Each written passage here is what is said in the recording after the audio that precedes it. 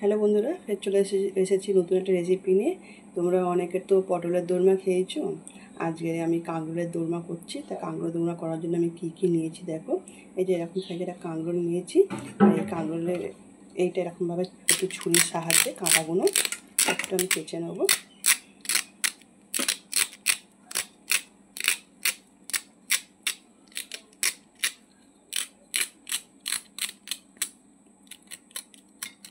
দেখো চাঁচা হয়ে গেছে। এইটাকে এরকমভাবে আমি কেটে নেব। এর ভেতরে যে দানাগুলো আছে সেগুলো আমি বার করে নেবো ছুরির সাহায্যে। দেখো আমি কাঁকরোলটাকে ভালো করে পরিষ্কার করে নিয়েছি, ভেতরে এটা বার করে নিয়েছি।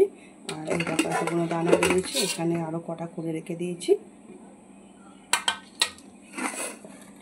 দেখো বন্ধুরা, এই কটা দানা বেরিয়েছি, দানাগুলো মিক্সিং জারে এই দানা কটা দেবো।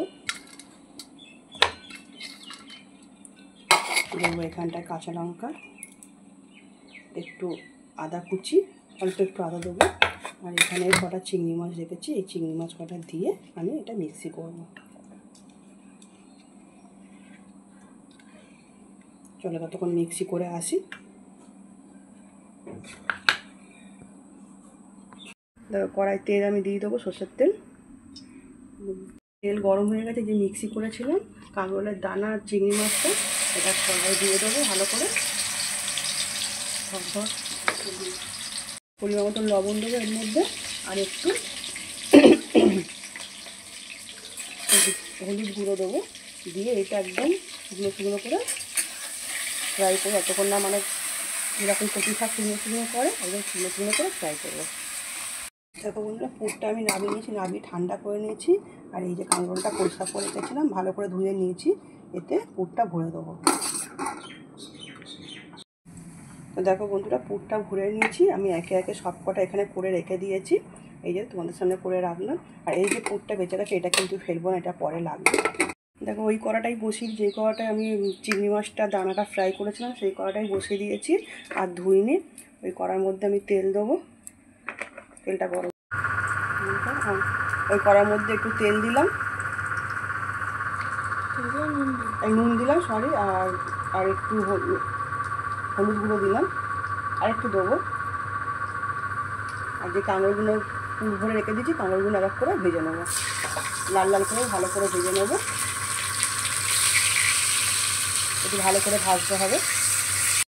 দেখো কাঁকরোলগুলো ভেজে আমি তুলে নিয়েছি, আবার একটু তেল দেবো এই কড়ার মধ্যে।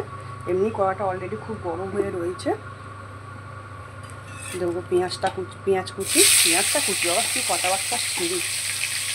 পেঁয়াজ কুচি দেবো, ভালো করে লাল লাল করে একটু ভালো, খুব লাল করবো না, আর খুব মানে একটু হালকা কালারটা চেঞ্জ হলেই আমি টমেটো কুচি দেবো। এর মধ্যে সামান্য একটু চিনি দেবো যাতে কালারটা চেঞ্জ হয়। এর উপর দেবো টমেটো কুচি।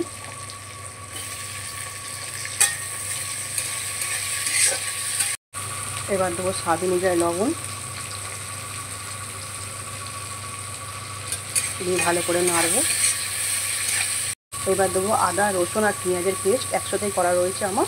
এই যে দেখো মিক্সিতে করে রেখে দিয়েছি, আমি দিয়ে দিলাম, দিয়ে এটাও ভালো করে কষবো। দেবো হলুদ গুঁড়ো,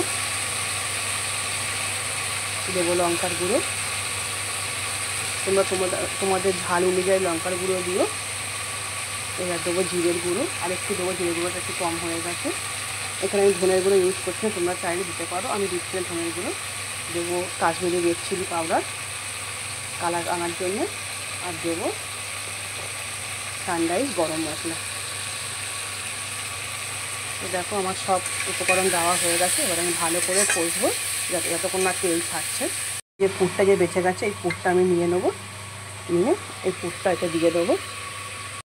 দেখো বন্ধুরা, মশলা থেকে সেরকম তেল ছেড়ে দিচ্ছে, তার মানে আমার মশলাটা খুব সুন্দরভাবে কষানো হয়ে গেছে। এবারে আমি যে পুরটা থালার মধ্যে ছিল থালা ধোয়ার জলটা একটু দেবো, আর একটু জল দেবো, ওইটুকু জলে হবে না, আর একটু জল দেবো।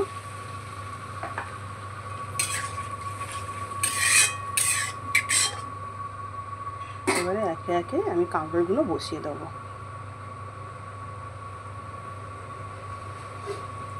এবার দেবো চাপা, ঢাকনা দিয়ে দিলাম, আর গ্যাসটা রাখবো মিডিয়াম টু লোতে।